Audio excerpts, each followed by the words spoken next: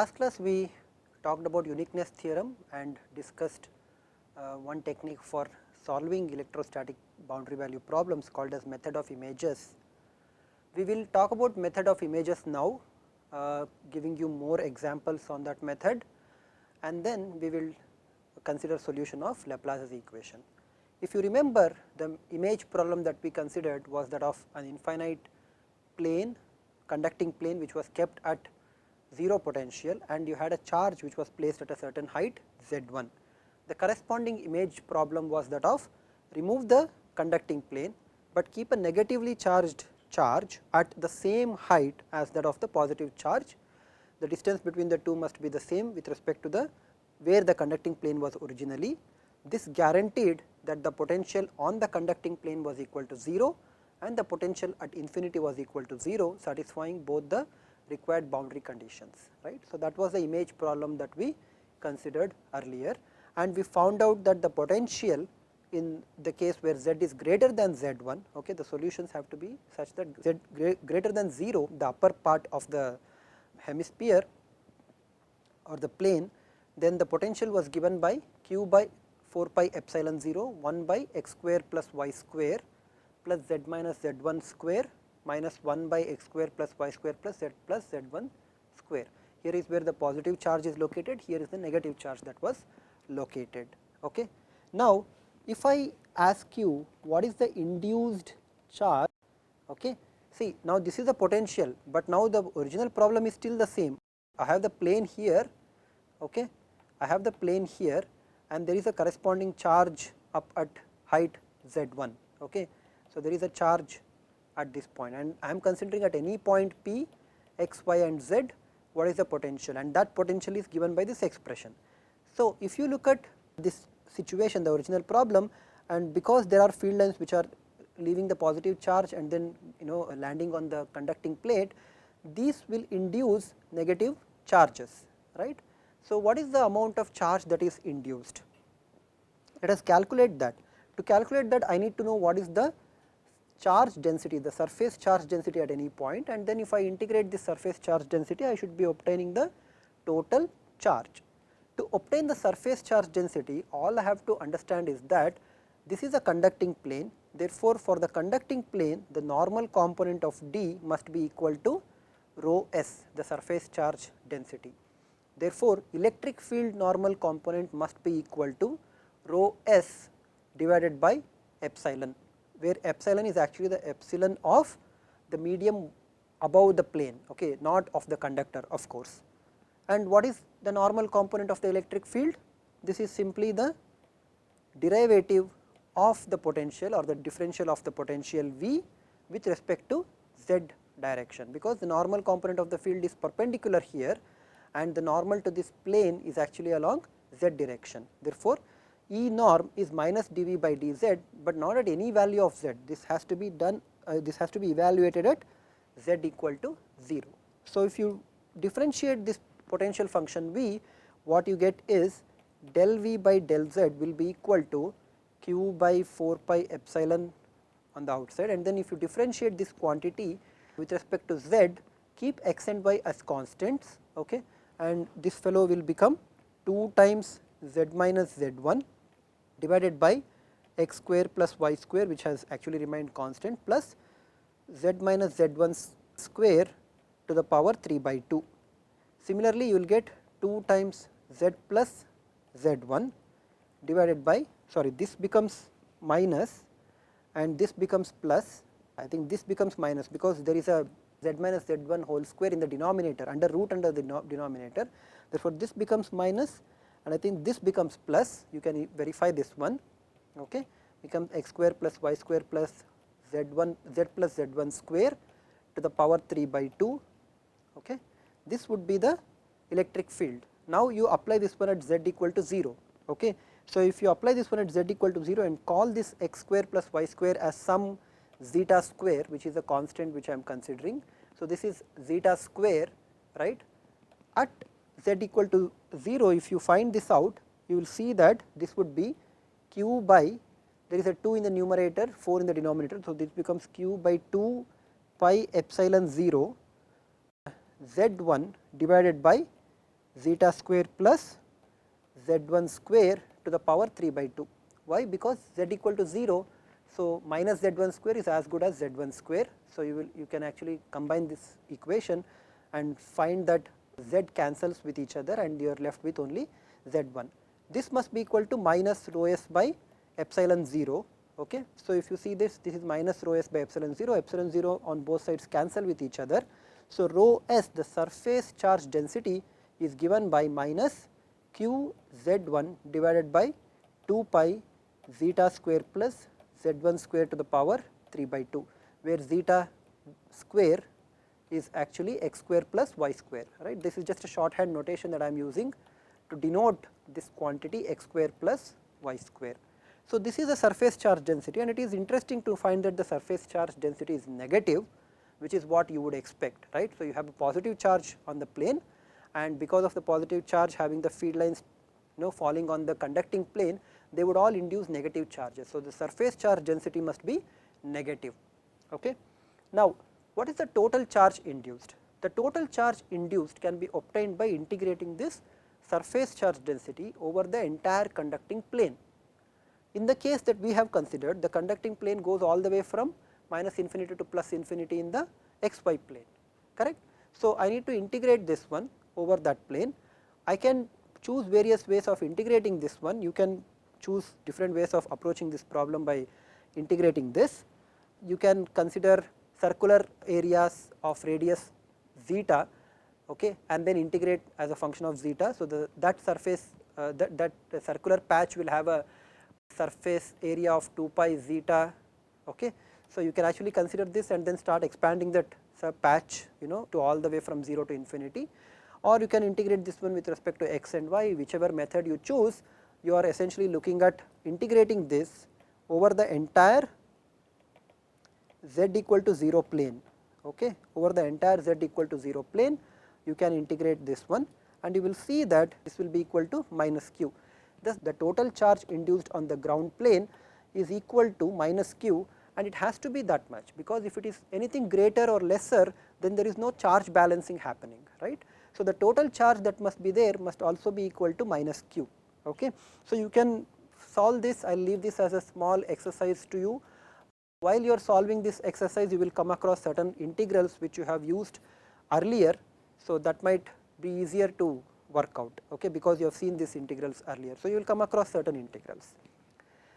Let us consider a second example of images. Okay. We will not be giving you the entire solution here. The idea is to just see how to extend this solution. Okay. Consider two conductors which are bent such that they form a right angled corner. Okay. They form these corners in the entire quadrant with x greater than 0 and y greater than 0. Okay. So, these are the conductors. Okay. And now, I place a point charge here. Okay. So, I place a point charge q at a distance r or at a radius r in front of this infinitely bent corner, conducting bent corner, let us say. Okay. Where should the image charges be located? Now, there are actually two conducting surfaces. So, you expect at least two charges to be located, and you are right. In order to make the potential 0 on the horizontal plate, I have to find out this height, whatever the height that might be, let us not even worry about that. So, this height I have to find out, and from this height I have to place another charge, okay, at the same height, but with opposite polarity.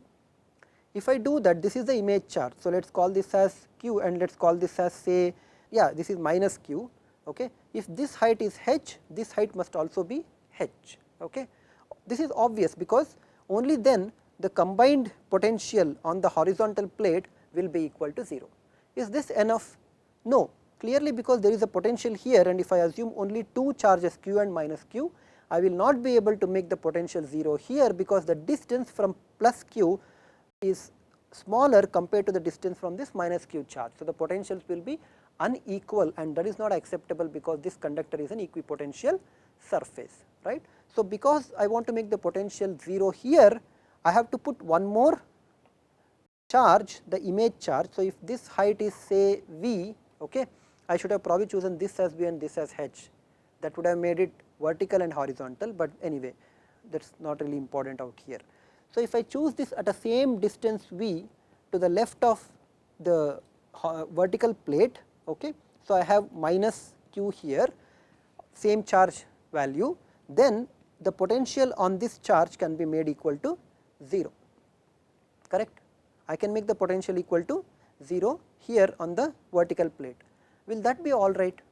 Unfortunately, it turns out that it is not all right, okay, because the potential of the 3 charges, okay, if there are, because there are 3 charges, the potential here gets imbalanced, and because of these charges the potential here gets imbalanced. Because of this charge there will be a potential here, which means that the cancellation of q and minus q is not sufficient.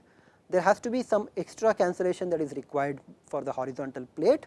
Similarly, this minus q and plus q over here, they will compensate if they were themselves, but because of this minus q down here, the potential that it will be carrying on the vertical plate will unbalance the situation. So, I need to actually create one more image charge, okay, which is located at the same height, or the same distance minus q, but located below, and this must have a positive charge. Okay. Why this should be a positive charge? Because on the horizontal plate the combined potential is becoming negative. If you did not have this positive charge, if this were not there, on the horizontal charge, on the horizontal plate the potential was becoming negative, because minus q from the left hand side plus q from the top and minus q from the bottom, they would cancel, but the potential because of this minus q charge on the left hand side in the upper corner would make this potential negative. Now, because there is a potential, because there is a charge plus q down here, that will contribute an equal positive potential, and hence the total potential on this horizontal plate will be equal to 0. So, very similarly to the vertical plate as well. So, in this image problem, it was necessary to introduce not one, not two, as you would have imagined, two conducting surfaces. You would have imagined only 2 charges are sufficient. Unfortunately, that is not sufficient. You need to introduce the third charge as well. Okay. So, the potential at any point P can be obtained by looking at what is the distances of each of these charge, looking at the distance from each of these charged particles. So, you can call them as R1, R2, R3 and R4, and the potential will actually be equal to, potential at the point P will be equal to q by 4 pi epsilon 0 1 by R1 minus 1 by R2. R3 is the distance from the positive charge. So, 1 by R3 minus 1 by R4. Okay. So, this is R1, this is R2, R3 and R4. Okay. So, if you write down the expressions in Cartesian coordinates, you will actually be obtaining the potential function. Okay. All right. So, this was the second image problem. Now, we will solve one more image problem. This is important in the practical sense. We have actually used the results of this without really telling you where we have used it, but you will soon recognize that one. Suppose I have an infinite line charge. Okay. I have an infinite line charge, okay, positively charged with a charge density rho L, and I take a grounded conductor.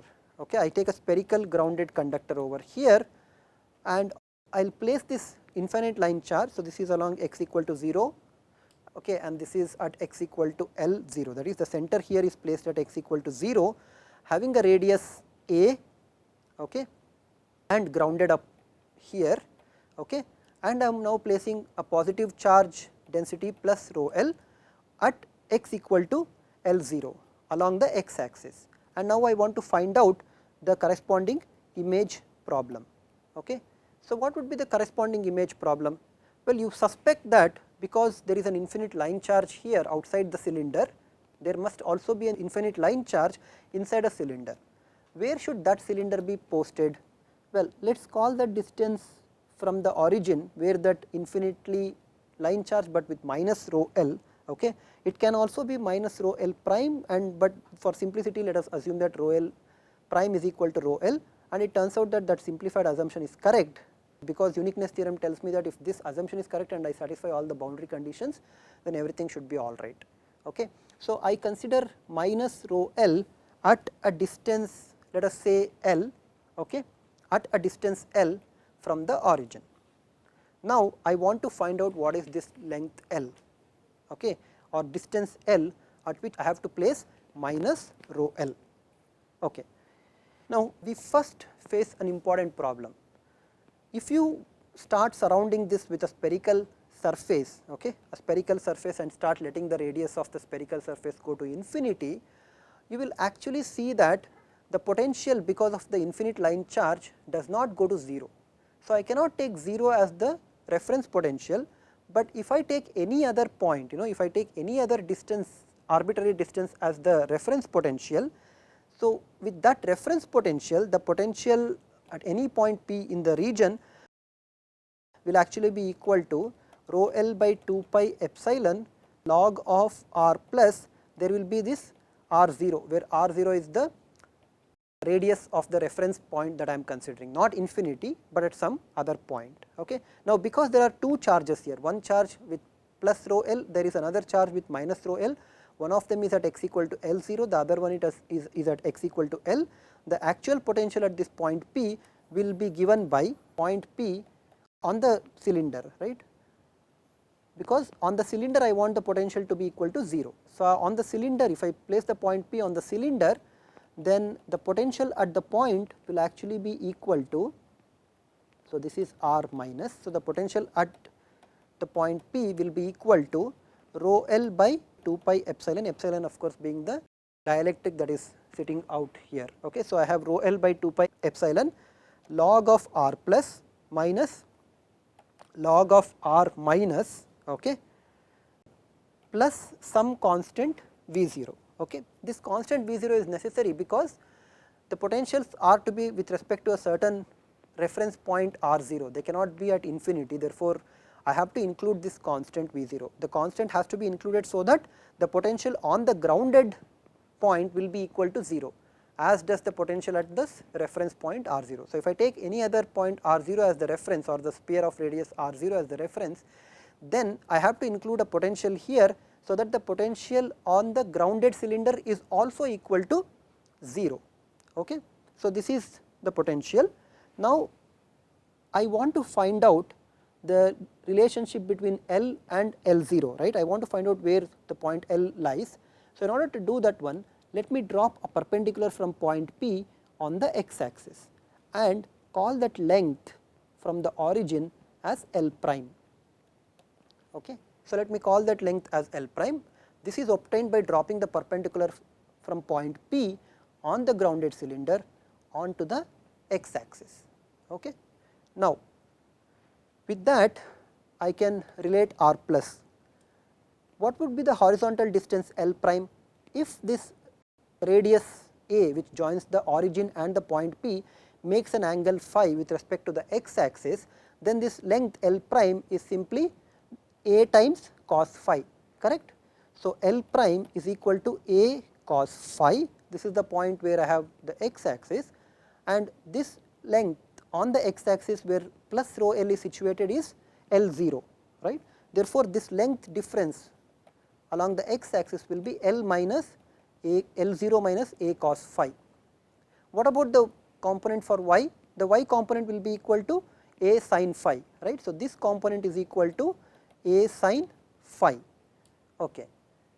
So, r plus square will be equal to L0 minus a cos phi square plus a square sin square phi. Of course, you could have easily seen this one because this is a circle of radius a, and the point at any point on this radius a is given by a cos phi and a sin phi in the Cartesian coordinate systems, right. A is the radius, phi is the angle from x axis. So, there is no surprise up there. So, similarly, r minus square will be equal to, the vertical component remains the same, a square sin square phi, but the horizontal component is not the same. So, horizontal component is in fact given by this fellow, which is L prime minus L. So, horizontal component is given by L prime minus L, L prime is a cos phi and L is L itself, the small length L. So, this is r minus square. Now, on the cylinder, the potential V of P on the cylinder must be independent of the angle phi, it must be independent, because the potential on the grounded cylinder is equal to 0 and it is a equipotential surface, and if I start making the potential dependent on phi, then at different values of phi the potential might be different. So, therefore, this must be the case, the potential on the cylinder must be independent of phi. So, if I want to have this condition, then I can, it is possible if I make this ratio r plus by r minus to be some constant, right. So, if I make that one as some constant and call that constant as say kappa, then r plus minus r minus square will be equal to some constant kappa square. Why is this necessary? Because if you look at the potential on the grounded cylinder V of p, which must be equal to 0, this is equal to rho L by 2 pi epsilon ln of r plus by r minus, right, plus some V 0. So, if r plus to r minus ratio is some constant kappa, then V 0 must be chosen such that the potential on the grounded cylinder must be equal to 0. So, this is a constant which you have to choose in such a way that potential on the cylinder must be equal to 0. At other points it is not 0, but on the cylinder it must be 0. Okay. And if you do not include this constant, you would not be able to satisfy this condition. That is the reason why you had to include this constant V 0. Okay. So, coming back to this, the ratio of r plus square to r minus square must be equal to some constant kappa square. Now, substitute for what is r plus and r minus, you will end up with two equations. Okay. I mean, you will end up with one equation, left hand side and the right hand side, that would be a square sin square phi plus there is L 0 minus a cos phi. I am opening the brackets for that one. So, I will get L 0 square plus a square cos square phi minus 2a L 0 cos phi equals kappa square a square sin square phi plus kappa square a square cos square phi. Let me not spell it out loudly, you can show that this is actually equal.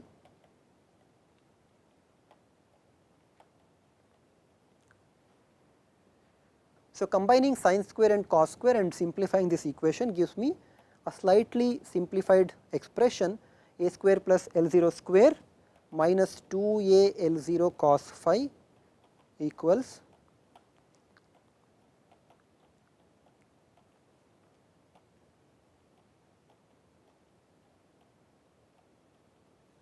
okay. Now, I want to make this left hand and the right hand side equal to each other for all values of phi. In other words, if I am able to choose this value of kappa in such a way that this expression becomes independent of phi, then I am all right, because if that becomes independent of phi, then V of p on the grounded cylinder will not depend on phi, which is what I want to find out. To do that one, let us go ahead and equate the coefficients of this cos phi term. Okay. So, if I equate the coefficient of the cos phi term, what I get is 2a L 0 equals 2a kappa square L. I might have made there is a here, so there is a here. Okay. So, 2a cancels with each other. Oh, there was already an a here. So, sorry, 2a kappa square L. So, 2a cancels from both sides, leaving behind kappa as square root of L 0 by L. Okay. Now, kappa is square root of L 0 by L. I also know, or I can actually find out what is the relationship for a by substituting this expression for kappa into the previous expression. So, if I substitute that expression into the previous expression, what I get is a square by L 0 equals L. You can show this one, which implies that L is equal to a square by L 0.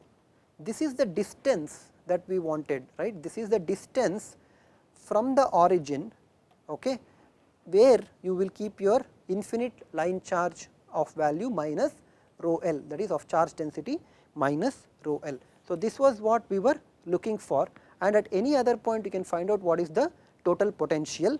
Okay. So, we have solved the problem in the sense that we know where to place the infinite line charge of charge density minus rho L. Okay. So, we can place that charge, and potential at any point in the cylindrical coordinate system r, phi and z, okay, is obtained by substituting the appropriate values for the lengths.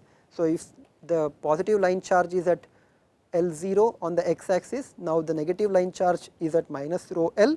Note that I have removed the conducting cylinder, that is not really required now, but my solution has to be extended or valid only for the region greater than A. Okay. So, this is where the original cylinder was located, the grounded cylinder was located. Okay. This is the origin. This length L also I know, right. So, at any point if I consider r phi z, I can actually find out what is the potential. Okay.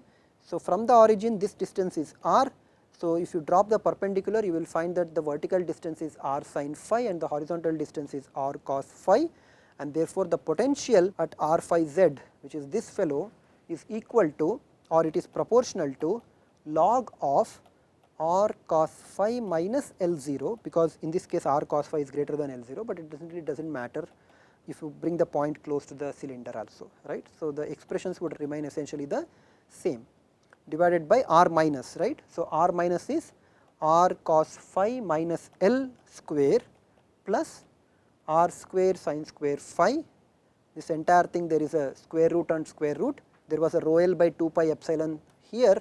So, this was rho L by 2 pi epsilon, but because there is a square root for r plus and r minus, that square root can be brought outside of the log. So, this becomes rho L by 4 pi epsilon plus the constant V0. Remember what the constant V0 was? Constant V0 was rho L by 2 pi epsilon 0, or epsilon, yeah, we have assumed epsilon 0 here. So, log of L0 by A. Why L0 by A? That is because it was the constant kappa, and kappa is related to L0 and A in this expression, right. Kappa is given by L0 by L. So, L itself is given by A square by L0. So, the square root cancels with each other and you will get kappa as L0 by A, and because of that square root factor you are left with this rho L by 2 pi epsilon 0 log of L0 by A. Okay. Now, this is interesting because as r goes to infinity, what happens to this second term? Of course, is just a constant, right. The second term remains finite, it does not go to 0. What happens to the term, the first term over here?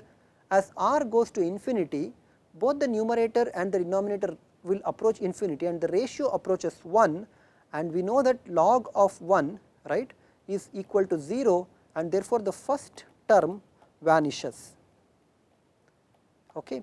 The first term vanishes, but the second term is there, which will give you the constant potential. So, this is the uniqueness theorem with a restriction that the two solutions earlier were not differing at all, but now the two solutions, they are different in terms of only the constant. However, if you want to find out the potential, that constant does not really matter, right, because potentials by themselves do not matter physically. What matters is only the potential difference. So, even if you include this overall constant, that does not really change anything, because when you take the gradient of this potential, the derivative of that constant will actually go to 0, and for electrostatic case the fields can be obtained without regard to this constant. So, whether you include the constant or do not include the constant depends on what further action you are going to take. If it is for the potential, you need to include the constant so that the numerical values turn out all right. However, for the electrostatic field calculation, the constant value of the potential anyway just drops out. Okay. So, this is as far as we go with method of images. There are a lot of other interesting method of images which can be applied, but we will not go into those details.